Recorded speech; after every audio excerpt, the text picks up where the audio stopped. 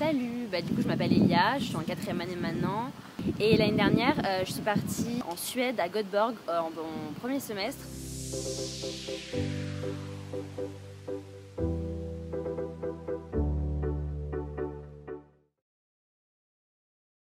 Sachant que moi j'ai fait un parcours mixte, je sais pas si ça s'appelle toujours comme ça.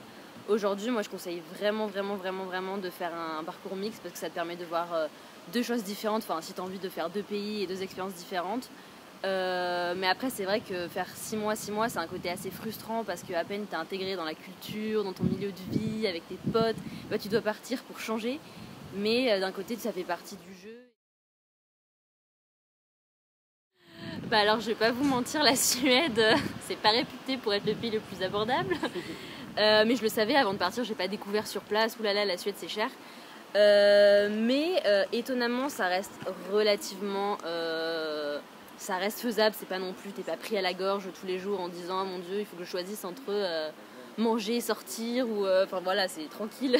C'est, je pense, à peu près l'équivalent de prix parisien plus. C'est pas la Norvège. La Norvège c'est vraiment très cher, mais la Suède par rapport à la Norvège, franchement ça va. Ce qui coûte très cher en fait, c'est les soirées, c'est les sorties.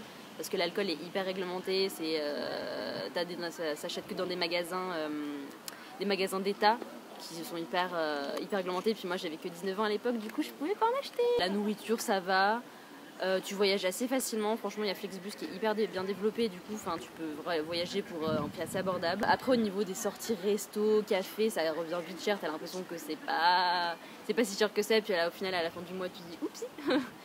Et au niveau des loyers, franchement, ça va, tu peux tomber très bien comme tu peux tomber très mal. Là où j'étais à l'université de Göteborg, tu avais la possibilité d'avoir un logement étudiant, enfin type chambre étudiante, et c'est sous forme de tirage au sort. Sauf que moi j'ai pas été tirée au sort, du coup j'ai dû me débrouiller par moi-même et j'ai mis littéralement 3 mois à trouver un logement. Et c'est pas faute de m'y être pris à l'avance, hein. Je me suis pris en juin, j'ai trouvé genre le 15 août pour partir 5 jours après. Voilà. Du coup en fait en Suède il y a beaucoup d'étudiants, il n'y a pas beaucoup de logements, donc ce qui fait que c'est souvent difficile à trouver. T'as beaucoup d'arnaques, comme partout un peu je pense, mais t'as beaucoup d'arnaques. Ils se font plaisir sur les prix, surtout quand ils savent que t'es étranger. Mais ça se trouve, j'ai fini par trouver, hein, j'ai pas dormi sous les ponts donc. Mais c'est assez difficile, franchement, ceux qui veulent aller en Suède, prenez-y-vous à l'avance, sinon, sauf si vous avez vraiment de la chance. Enfin, moi j'ai des copines qui ont énormément de chance, qui ont trouvé super rapidement, et d'autres dans le même cas que moi. Donc vraiment ça dépend des expériences, enfin la mienne c'est pas forcément celle de tout le monde.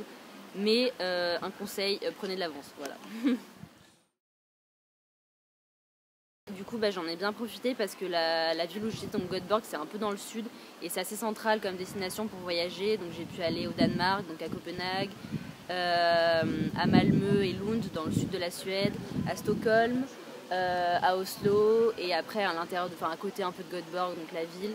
Franchement c'est hyper facile pour voyager, t'as relativement beaucoup de temps.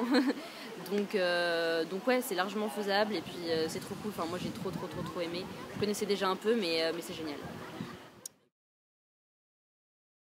C'est super bien fait, l'accueil des internationaux, c'est vraiment pris en charge par l'université. Il y a des type pas BDE mais un peu comme on a ici, un truc d'accueil des étudiants qui a des moyens de ouf, qui organise plein d'événements.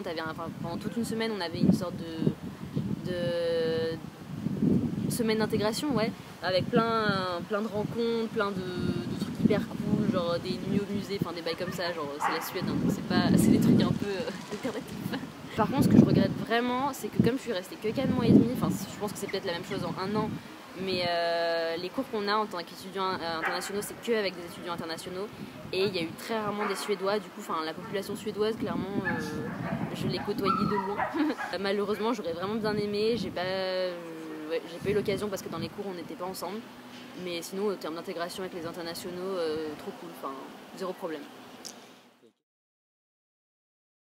Alors l'université était très bien. Franchement c'est une bonne université, mais après c'est une pédagogie qui est vraiment différente de la France. C'est vraiment très basé sur le dialogue, la discussion entre profs et élèves, les échanges d'idées, ce qui est très cool. Mais ce qui fait qu'au final ça change vraiment et tu sais, t'as pas vraiment de contenu et c'est pas forcément dérangeant parce que c'est pas ce que je recherchais. mais j'avais maximum 6 heures de cours par semaine, ce qui fait peu. Au début c'est un peu déstabilisant parce qu'en fait là où j'étais, on choisit 4 cours et 4 cours répartis du coup sur les 4 mois environ, et t'as un cours par mois qui change, ce qui fait que pendant un mois t'as que un cours et très peu d'heures par semaine, mais du travail à côté, mais pas non plus folichon. Donc c'est pas, l'université ça m'a pas transcendé quoi. Elle est très bien, mais ça m'a pas, waouh quoi, meilleure éducation de ma vie quoi. Renseignez-vous sur le fait que le climat est pas du tout le même qu'en France, parce qu'il y en a certains que ça a un peu choqué, à savoir qu'il fait froid, qu'il pleut très souvent, et que si vous y allez au premier semestre, le jour va décliner, c'est-à-dire que au pire de l'hiver, le jour se lève à... Enfin le jour. La lumière se lève à 9h, 9h30 et se couche vers 14h30, 15h. Donc ça fait peu. Et ça peut en surprendre certains, mais après c'est un mode de vie qui est totalement... qui est à prendre quoi. Et puis faut se forcer entre guillemets à faire des choses et à pas rester cloîtré parce qu'il fait nuit. Mais franchement, moi ça m'a pas du tout impacté bizarrement, alors que j'étais en mode oulala ça va être bizarre, mais au final tu sais que c'est que pour une période et que du coup ça va, mais voilà, se renseigner sur le fait, être conscient que les conditions climatiques c'est pas extrême mais c'est différent, on peut avoir peur d'aller vers les autres, socialiser avec les gens, participer aux événements d'intégration parce que c'est vraiment cool déjà, et puis en plus ça permet vraiment de rencontrer du monde, voilà.